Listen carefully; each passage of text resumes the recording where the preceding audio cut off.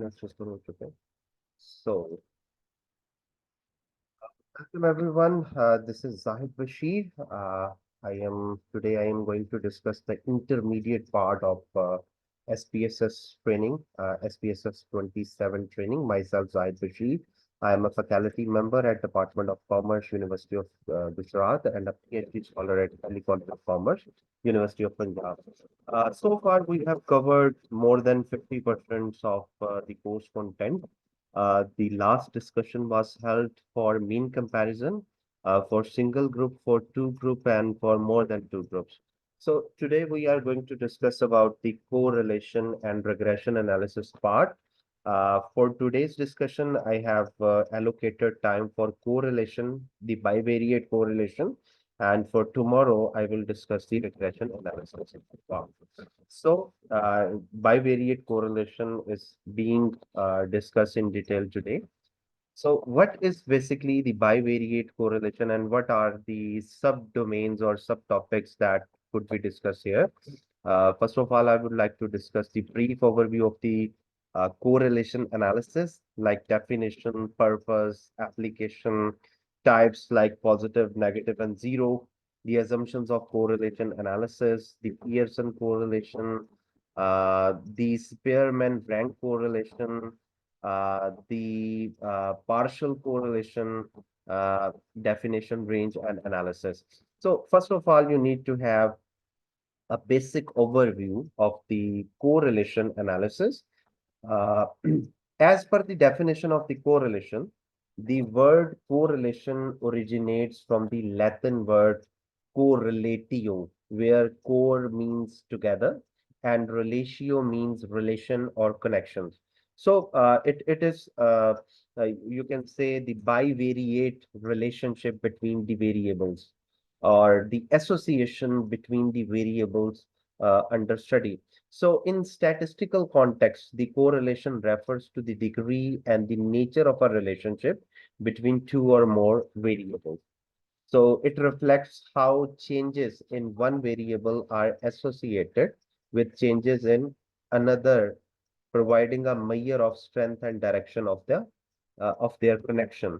So when we study the relationship between two interval or ratio scale variables, we often start with a scatter diagram. This procedure provides a visual representation of the relationship between the variables. So whenever you need to estimate the correlation between two variables, always start with this scatter diagram because it will let you know the exact direction between the variable, whether it is positive, whether it is negative, whether it is zero correlation or some monotonic relationship is there.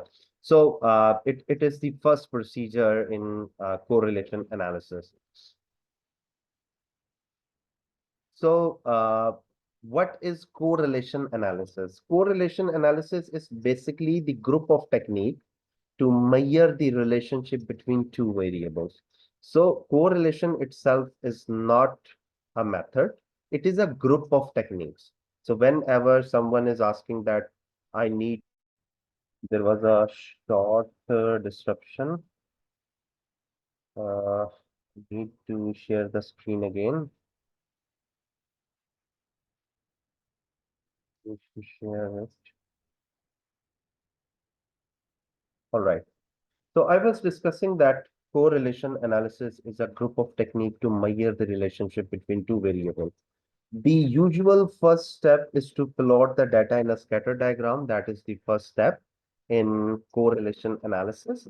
And perhaps you need to understand that scatter diagram is basically the visual presentation of analysis between the variables of the study. The second step is to calculate the correlation coefficient using Pearson-Spearman method.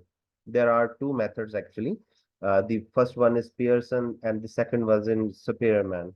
So I would let you know the difference between both methods. And the next thing that you analyze using the correlation analysis is correlation coefficient. So a quantitative measure to represent the association relationship between two variables. So in other words, it quantifies the strength and direction of a linear relationship between two numerical values. So the correlation coefficient, often denoted by small r, and it is ranges between -1 to +1. So this is the usual range of a correlation matrix or correlation coefficient. So you need to understand the purpose of a correlation analysis. The first purpose is to quantify the relationship, whether it is positive relationship, negative relationship, or zero relationship. The second one is the predictive power. It will let you know whether the relationship goes to the upward side, downward side, or it may not be predictable. So it will let you know the predictive power. The third thing is identifying pattern. You will understand whether you are following a positive correlation, negative correlation, whether you are following an increasing trend, decreasing trend, and so on. So it's very important. So it will also let you know the hypothesis testing procedure in order to testify the relationship between the variables of the study. So the next thing,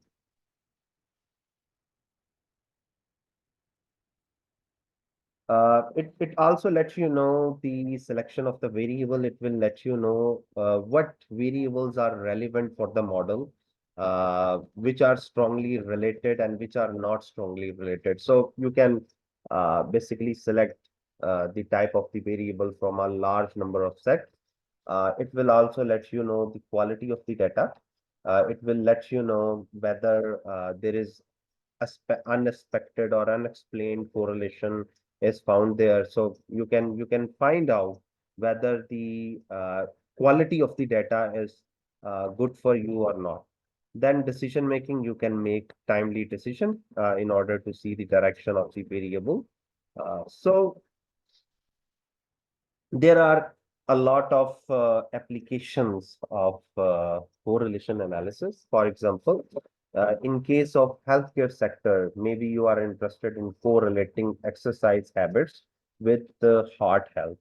So researcher may be interested in investigating the correlation between regular exercise and cardiovascular health to provide insight into recommendation into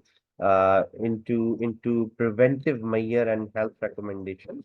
Then if you are interested in educational domain, you may be interested in correlating student attendance with their academic performance.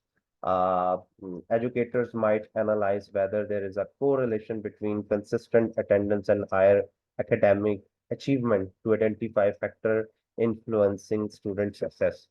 Uh, you may be interested in psychology domain, and you may be interested in analyzing the sleep pattern with mental health.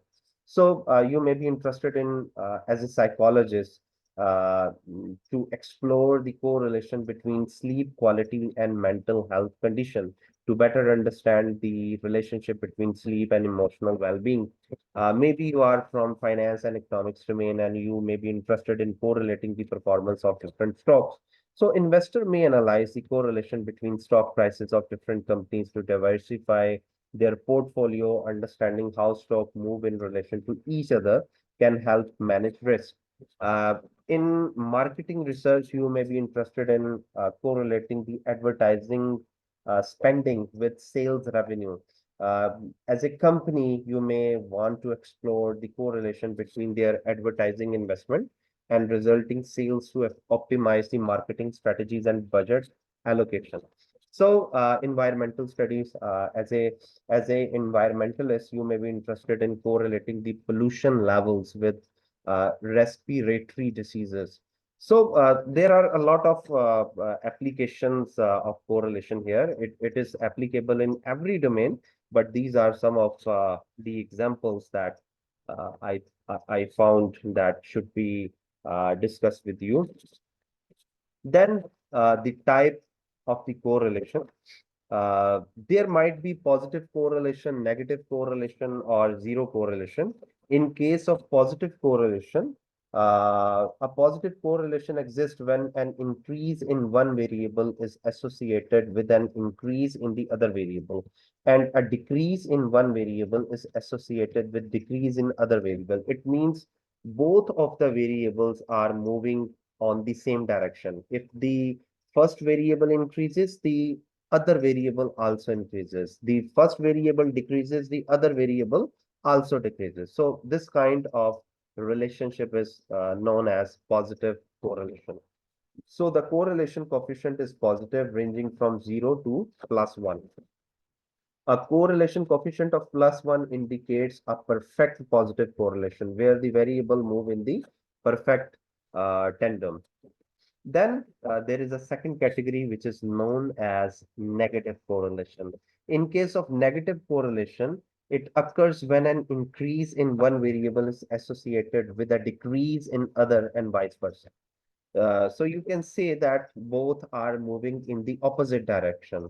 One variable is increasing and the other one is decreasing, and vice versa.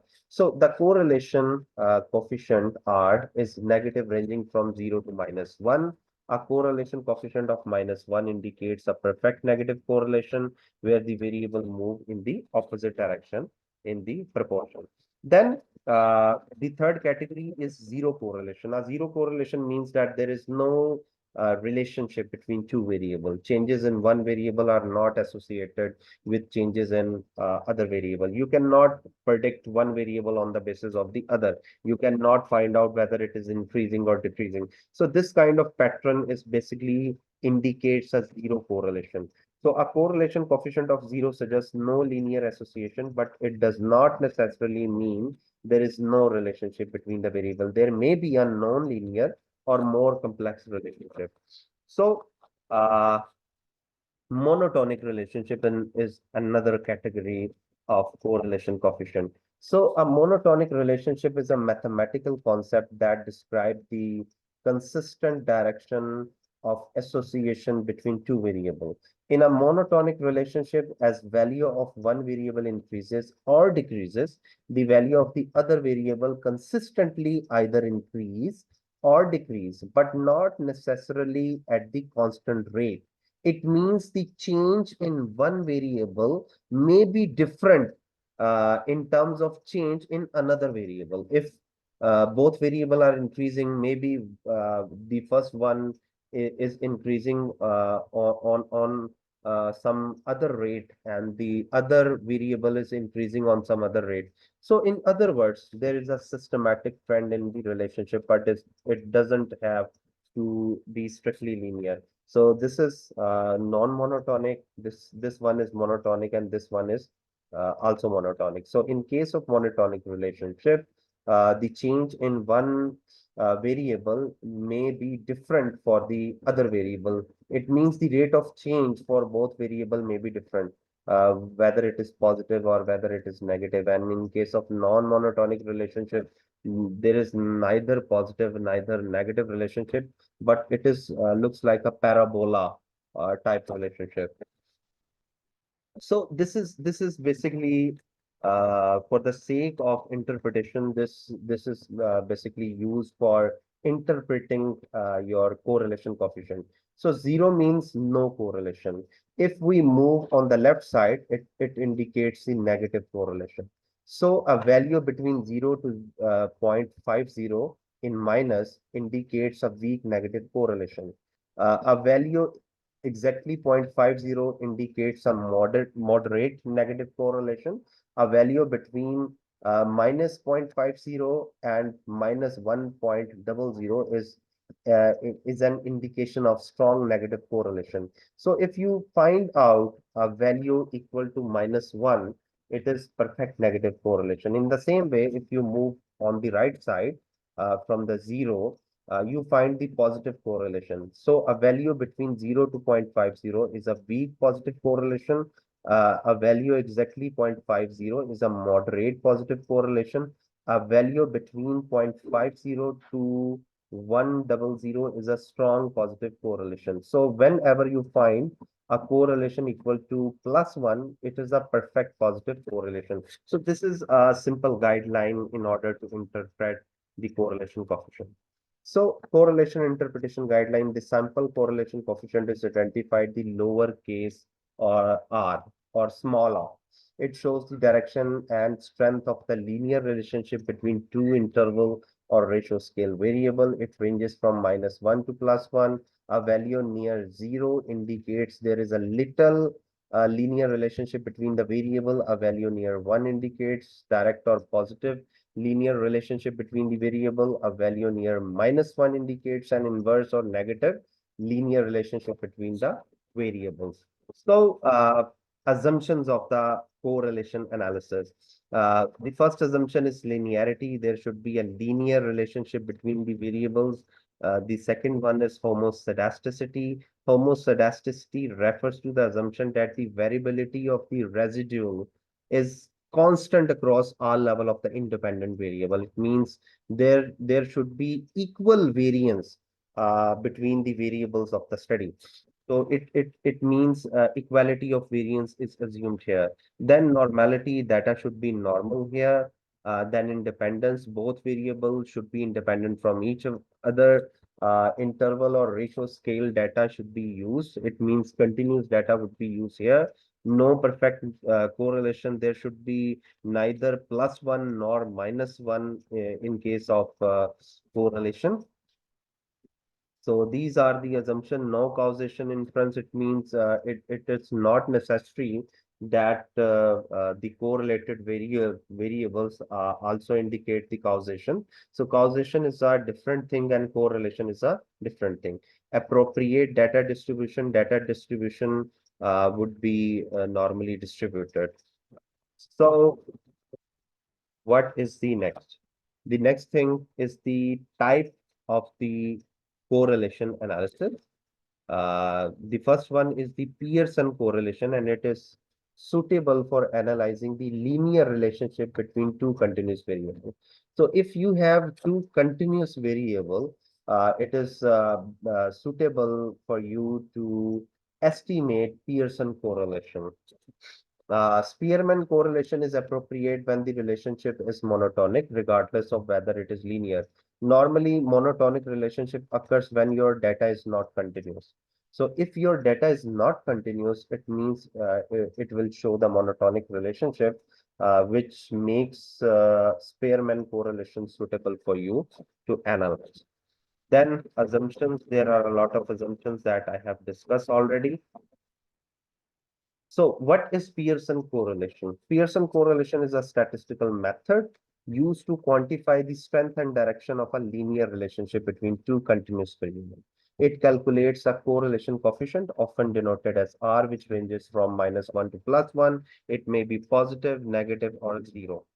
So SPSS has two different significance measure, one-tailed and two-tailed.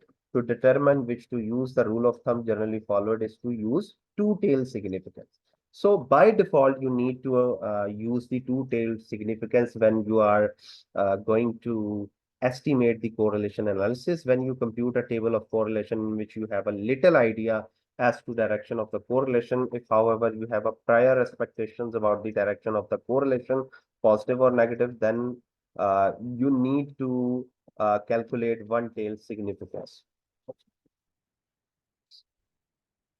Now, we will discuss the example one. Determine Pearson correlation between GPA and total marks earned in the class. Is there a significance correlation between them? So what we need to do, we need to consider example one. So I have already shared the data. Let me open the data set. You need to open the example one data set for exemplification of today's discussion.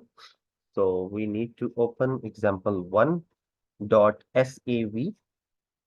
For correlation analysis, we will use example one and example two.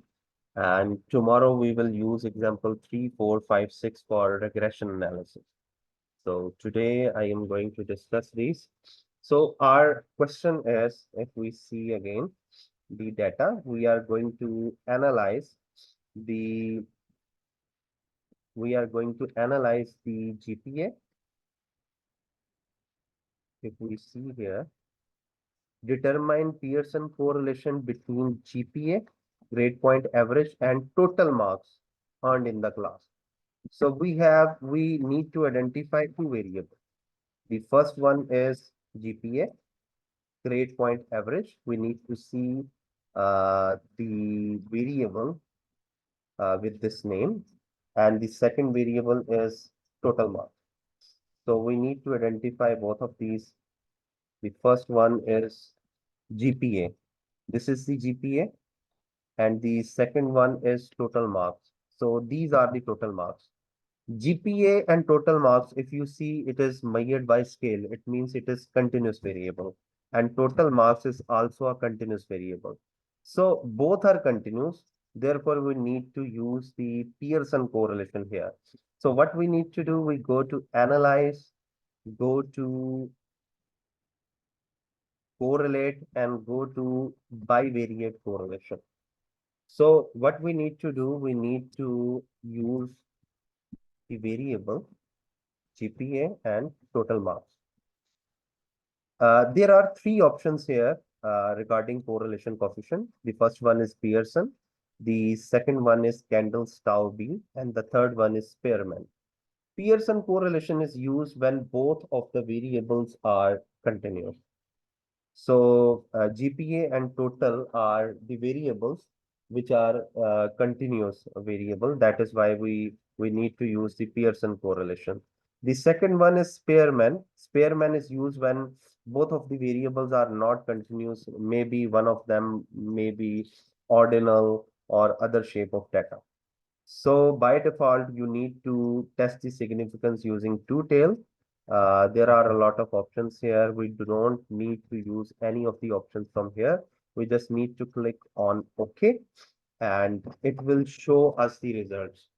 So the value, which is basically indicated with some stars or without some star, it is the small r value or coefficient r value, or simply the coefficient of correlation. So it is 0.432. If we see the interpretation table that I have discussed with you, uh, 0.43 is basically the positive value. So it goes to the positive side. And if we see, it may come in between 0 and 0.50. So it's a weak positive correlation. So we would say that there is a weak positive correlation between GPA and the total marks. So there is a weak positive correlation between GPA and total marks. The second row is basically the sig value or the p value. So it is significant because it is less than 5%. So we can say there is a significance correlation between total marks and GPA. And it is weak positive correlation, weak positive and significant correlation. So how to interpret this particular table? You need to, first of all, you need to develop your hypothesis. Null hypothesis, there is no statistically significance correlation between variable 1 and 2. There is a statistically significance correlation between variable 1 and 2. And you have seen this table. But before this table, you need to create a scatter diagram also. So I have previously told in graphical interpretation, if you go to the graph, go to legacy dialog box and go to scattered diagram. So simple scattered is there. First of all, you need to define your x-axis and y-axis. You can put any of the variable into y-axis. Maybe you can put the total marks here. You can put the GPA. There is no dependent and independent variable.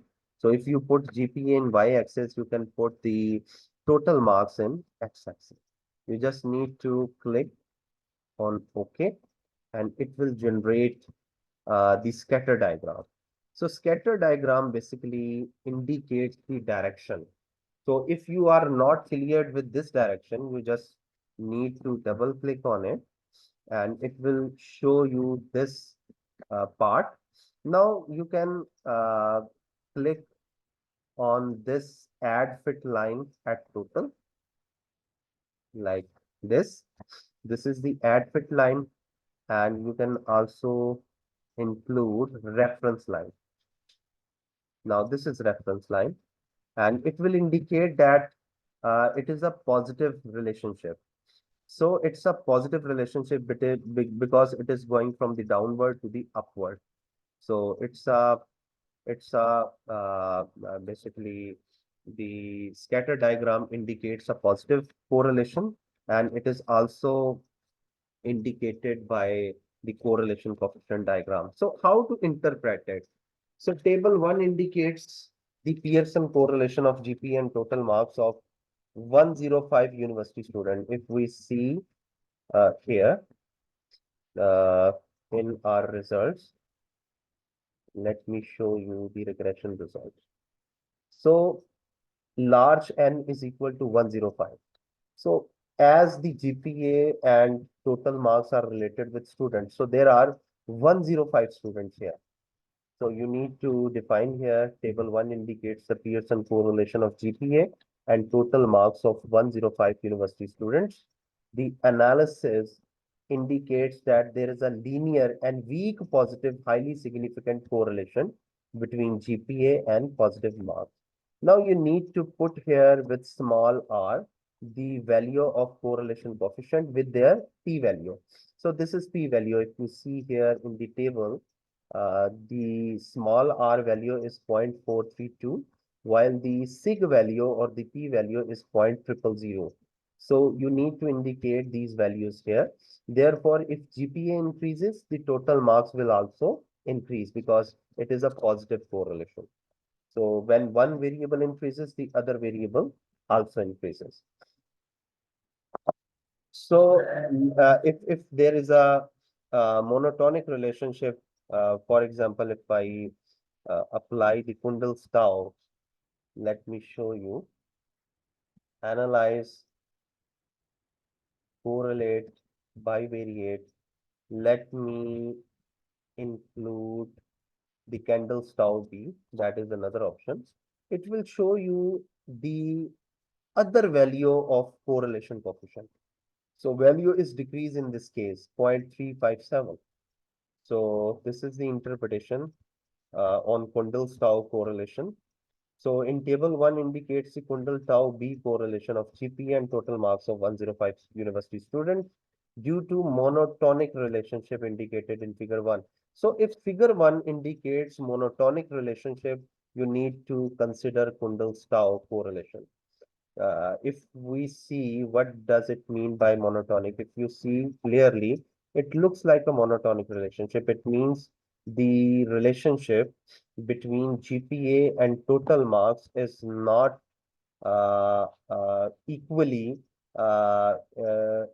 proportion. It means at what proportion the GPA increases, it is not same in total marks. The proportion is not same in the total marks. If you remember the kind of monotonic relationship, I have told you that in case of monotonic relationship, the increase or decrease of the other variable is not proportional to the first variable. So we can consider the monotonic relationship here.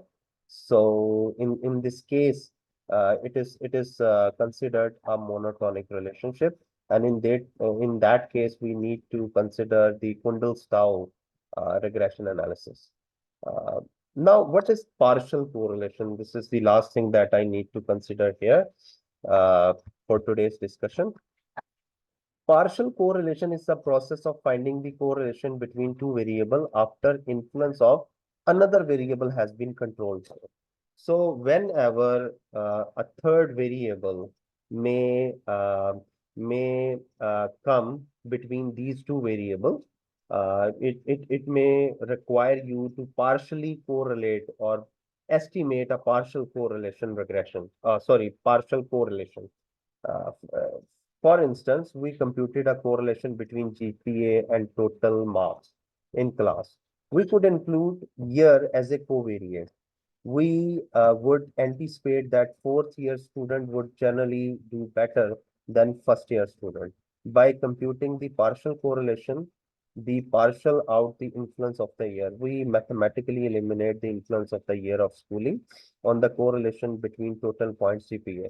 With partial correlation option, you may include more than one variable as a covariate if there is a reason to do so. So you have a strong argument. You need to have a strong argument in order to find out a partial correlation. So how it is computed? You just need to go to analyze, go to correlate, go to partial. You need to put your variables like GPA and total marks here. Now I would like to control for years here. So there are another variable here that I would like to control for. So just click on OK and it will show you partial correlation. So the correlation between GPA and total marks is 0.435 if we control for the year in school, and it is significant between both of the variables. So this is how the partial correlation works actually. So this is the final part. You need to estimate the example 2 as a drill. Select any two ordinal nominal variable from example 2 data set to run Spearman rank correlation. Is there any significance correlation between them?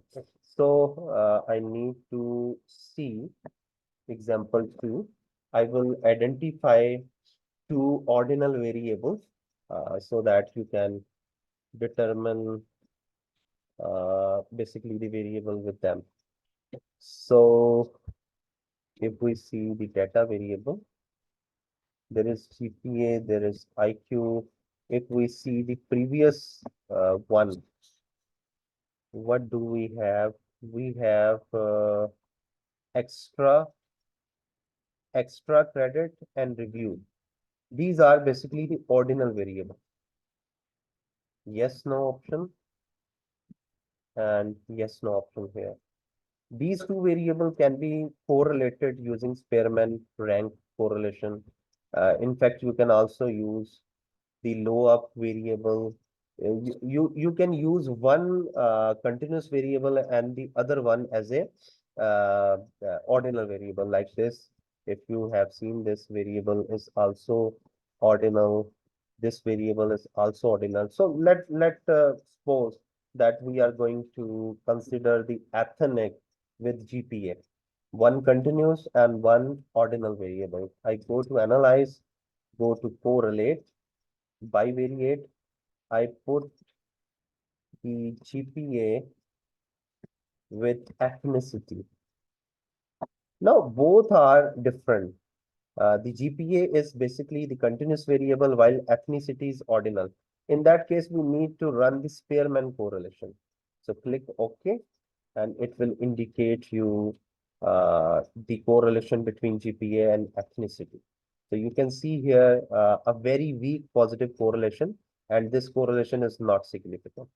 So you can try this on another combination. You can also take both of the variable as a ordinal variable too. So let us suppose in place of GPA, we take gender. Now both are ordinal variable. Still, you can count for Spearman correlation. So click on OK, and it will show you a very weak positive correlation between ethnicity and gender, and it is also not significant. So it is this is the way how you can estimate the correlation using different combinations.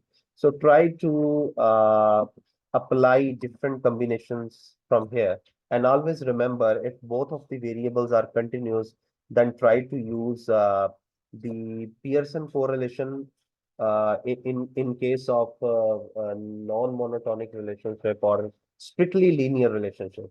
But if the relationship seems to be monotonic, try to use Condell tau b correlation. But if the variable, if both of the variables are ordinal, or one of them is ordinal and other one is you can say continuous, then try to use the Spearman correlation. So this is the discussion for today's session. Do you have any question, Ms. Hina?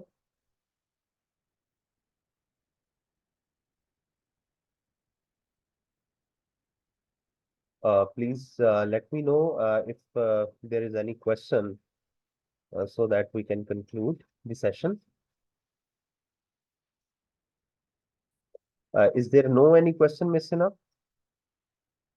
No, sir. All right, do practice on it. Tomorrow we will discuss the regression analysis and we will complete the whole process tomorrow regarding regression analysis. Thank you for joining. Let's meet tomorrow with regression analysis session. Thank you. Stay blessed.